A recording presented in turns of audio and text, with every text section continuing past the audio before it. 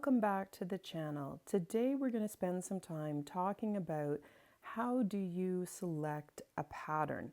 I'm often drawn to some really dramatic designs, but before I get really excited, what are the things that I need to think about as I make my project list for 2026? And as someone new coming back to knitting and crocheting and, kind of sewing crafts, I find that the beginner kind of pattern labels may not necessarily mean it's something I can be successful doing. And so I find as I'm reading through patterns, after I've downloaded them, there's some techniques or stitches that I haven't learnt yet listed. And I need to actually know how to work with unusual yarns or incorporate closures or do some tricky finishes. And so I am a little careful and sort of, looking at a little bit more detail than just, whether this is a beginner project versus an advanced project. And I go a little bit deeper into the descriptions to see, does it, mean I need to know how to do buttonholes? I should practice first. Or for a lot of the standards, when I looked at them with the Yarn Council, a beginner should know how to do a certain amount of color work. And so should I maybe pause the more complicated project to practice that first? And I now know after lots of, unsuccessful projects that yarns really do make or break a project. And so I have to pay more attention to that because this is a project that recommended a rayon yarn, and it's a bamboo yarn, bamboo rayon I loved. I found something that was a very good substitute, but I didn't really realize how slippery, silky bamboo yarns are to crochet with. And so I struggled for a bit. And so I had to learn a little bit more, not just about yarn weight, because I've had, bought in two different 4 yarns that were very different thicknesses. And so the labels aren't, entirely helpful. And I have to, think through not just the weight, but the fiber type. And then, of course, is there yardage information? And if you're thinking through substitutions. So yarn, can be key, and it doesn't mean that experimentation isn't something you should do, but it does mean that, if I am experimenting, I now know the finished look and the fit can change significantly. So it's worth doing a little bit more research and a little bit more thoughtful planning when I'm thinking about the yarn requirements and whether or not it's going to make me successful and happy with the project. The other piece is I was lucky and I got, given a lot of tools, but a project might be difficult if you don't actually have the tools that you need to be successful, or, if you haven't, practiced with them. So are you comfortable with smaller or larger tools? And again, I got given a lot of sort of UK size things and didn't even know that there was differences between the American and UK descriptions initially. So that can be a factor. And a big one for me is, as I look at all these dramatic designs, I have, pages of things I think are adorable and I'd like to try and make. But really, the projects I'm most happy with and most fulfilled with are the finished items that do fulfill a purpose. So I need to think more about how I would wear it or how I would use it. And that usually means I'm thinking more about comfort and practicality, and will I wear it repeatedly or am I giving it away? And it really makes a big difference because you've got garments or accessories or home decor or gift ideas or toy ideas. So I need to give that a little bit more thought. And of course, especially for garments, I need to think a little bit more about fit and sizing. So is the pattern going to have different size ranges, especially if I'm going to make it for different people, or I find I need to up a size? And is it, fitted or oversized? So does it describe how the ease or the fit of the project is? And importantly, does it kind of highlight how you can customize it or adjust it? So is it giving me lots of tips that again are going to make sure that I'm successful as I complete the project? There's nothing worse than spending weeks creating a sweater only to find out it's way too large or it doesn't fit and it's not comfortable, and I thought I was going to love it, but I never wear it. It never comes out of my closet. And that can go for baby blankets or toys as well. I made a toy for a niece that was about double what I was expecting. And again, I had done a gauge swatch, I had tested everything, but it really didn't, as a toy, have a lot of information and instruction. And then I also saw this over the New Year's and thought it was funny. It was on Facebook because, of course, I don't think about how long it's going to take to do a project. I'm the type of person that has a lot of different projects on the go and I switch between them. So I do find that people have to be a little bit more honest about, their crochet or knitting energy, because there's some weeks where I do want to work on really detailed or involved projects, but other times I just want to watch TV and I want something that's really straightforward so I don't make lots of mistakes. It doesn't require too much mental effort. And I think both of those are valid. So when I'm choosing patterns, I want patterns that, as a new person coming back to the craft, helps build my confidence, and I find that the patterns aren't also, maybe the most dramatic or impressive ones that I pinned on Pinterest, but there's something that are helping me learn or improve.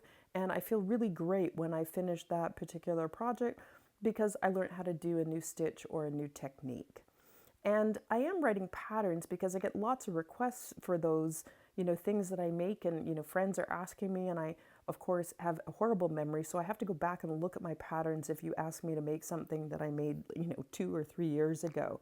And so patterns I find are really a personal preference. How I describe things could be very straightforward to me and very confusing to someone else. And again, as a new person coming back to the art, I find patterns, some of the patterns are crazy. Like, I needed my mom to decipher them for me because I couldn't understand it and I'd read it about 15 times. So pattern clarity and format, again, it's, different styles for different learners. I'm a visual learner, so I'm looking for things like, are there written instructions that I can understand, or charts or photographs or diagrams or videos? And, is it confusing language or terminology? And as a sewer, I was trained to sew. Construction for me is pretty straightforward. I think in sewing terms a lot, but I know a lot of people don't. So, is the description for the pattern talking about whether it's flat or worked in the round? Is it top down or bottom up? Is there a lot of seaming or there very little seaming? So things that really would, I think, help people pick a pattern. So, especially if you're paying for it, you download it and then get frustrated because a lot of the information, it's way more complicated, or it involves a lot of, again, techniques that you might not be comfortable with, or just techniques that you really don't prefer to do. My mom's great at, thankfully, hand sewing, and so will she help me out with some of this if I pick a project that has a lot of that in it that I really want to try. And I'm also, again, looking at, care and durability. So can I wash what I made? Is it going to require a lot of maintenance? Is it something I plan to wear every day? Is it going to get a lot of heavy use? So those are all things that are really helpful if I'm trying to decide or pick out a different pattern. And that kind of all leads me to the reason you saw the pattern in the first place. You saw a picture that really got you excited. And so you do have to think about, style and aesthetic elements. And sometimes that means, again, I need to adjust the pattern because, am I looking for something rustic or something for a special occasion that's luxurious? And I love tactile kind of things. So I'm looking for baubles or raised stitches. But again, is it well fitted or relaxed? Is it something that I can layer or is casual, or it can, be used in different circumstances, and it's really kind of fitting my own personal preferences. And so, of course, I fall in love with things that I find also are really unaffordable. So, do I have a total yarn and a total budget? Yes. So can I actually afford to create this wonderful thing that inspired me? And as a new person, I have found it's really worth investing in what I call play yarn. And so when I get great deals on yarn, and again, I'm looking for alternatives to wool because I'm allergic to it, can I stock up some yarns that really do let me inexpensively, for under 20 bucks, make a prototype of a particular project that I might want to try? So again, can I find a nice substitute yarn that isn't going to break the bank and let me experiment, and then I can, do the expensive yarn later? So when choosing a pattern, I kind of always go with, what are the yarn recommendations, but look at those carefully because often I can't find the exact yarns.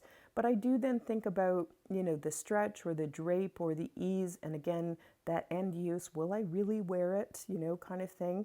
I'm paying attention to fiber content now, sizing, measurements, and I'm also considering how much the finished garment will weigh. I've made something with a bulky 6 yarn that turned out to be very heavy.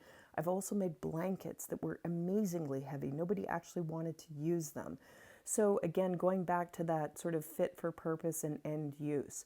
So if you're hoping to use a yarn that you already have, then a lot of times I find I've got a big cork board that I'm pinning things to because the pattern as I go through and really evaluate it isn't really suitable to the yarn I already have. So I need to put that on the project list for when I can afford to go out and purchase some more. So I post all my patterns and my project notes and free things on Ravelry because I do find it helpful to see pattern reviews and what other people think. And I also love it because if you got feedback on one of your patterns and you improve the pattern, Ravelry automatically lets you push updates out to everybody's library so that everybody benefits from, again, that great feedback. So that's kind of the checklist that I'm using in 2026 to kind of go through and kind of, not only spot some wonderful ideas. I see a lot of recommendations in Facebook groups for projects I might want to work on or Pinterest, but then I kind of really sort through them and think about whether they're going into the 2026 pile because am I at the skill level that I can complete it successfully? I'm not going to get frustrated.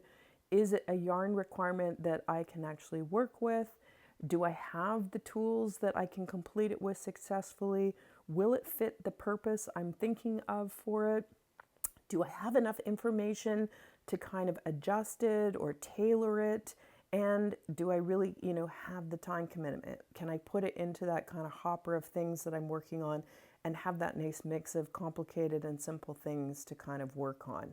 So I'm thinking about care and durability. I'm thinking about, cost and materials. And all of these things I have found really help me kind of sort through kind of going from sort of, dramatic designs that I find really visually appealing, but then kind of making a project list of things that I know are actually going to make me feel very confident and satisfied. Let me know in the comments below what you would recommend if you're looking and evaluating patterns and what you find helpful. And as always, thank you ever so much for the likes, the subscribes, the comments below, and for watching this video.